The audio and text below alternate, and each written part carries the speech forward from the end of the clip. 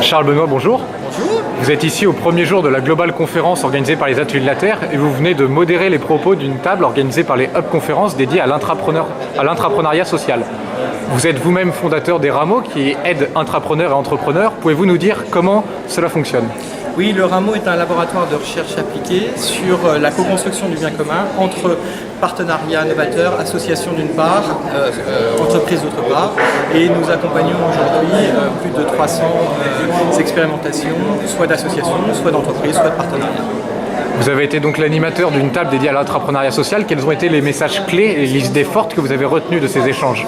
Alors, les points clés de ce message, c'est d'abord, on ne peut pas faire tout seul, on ne peut pas être entrepreneur tout seul.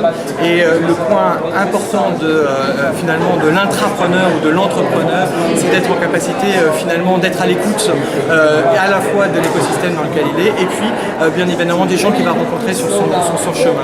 Le deuxième point qui a été important, c'est finalement la capacité de voir loin et de comprendre l'ensemble de la situation dans sa globalité et de la comprendre aussi dans une dimension économique, puisque l'idée est de trouver face aux nouveaux besoins, qu'ils soient des personnes ou des territoires les plus fragiles, finalement des solutions qui soient économiquement viables. Et puis sans doute le troisième point, c'est finalement la capacité d'être audacieux, d'aller au-delà des poncifs, d'aller au-delà des inerties pour être capable finalement de se lancer dans la grande aventure.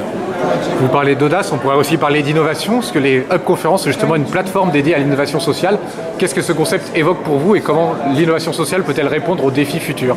Alors très clairement, on voit bien que nous ne sommes pas seulement en train de traverser une crise, nous sommes en train de muter.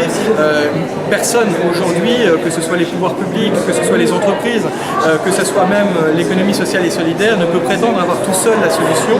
La solution, il faudra l'inventer ensemble. Et ce qui est le constat assez surprenant aujourd'hui, mais tout à fait passionnant, c'est qu'est en train d'émerger sur les territoires, tant du côté des entrepreneurs sociaux qu'au sein des PME, qu'au sein des collectivités territoriales ou des associations d'intérêt général, des projets pour faire différemment, pour inventer différemment les choses.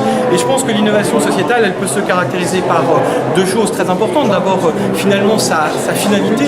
Sa finalité, c'est de pouvoir répondre à un enjeu soit social, économique, environnemental ou sociétal, mais à l'ampleur des enjeux auxquels nous sommes confrontés. Il ne s'agit pas simplement de pouvoir faire ici et maintenant une toute petite chose, il s'agit de savoir comment on peut trouver des nouveaux modèles. Et puis, au-delà de la finalité, c'est aussi sur le process, et sans doute trois questions à se poser. Finalement, quels sont les produits les plus adaptés à ces nouveaux besoins, et notamment pour répondre aux plus fragiles ?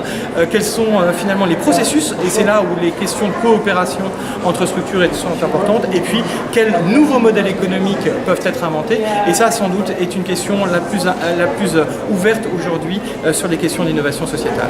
Merci.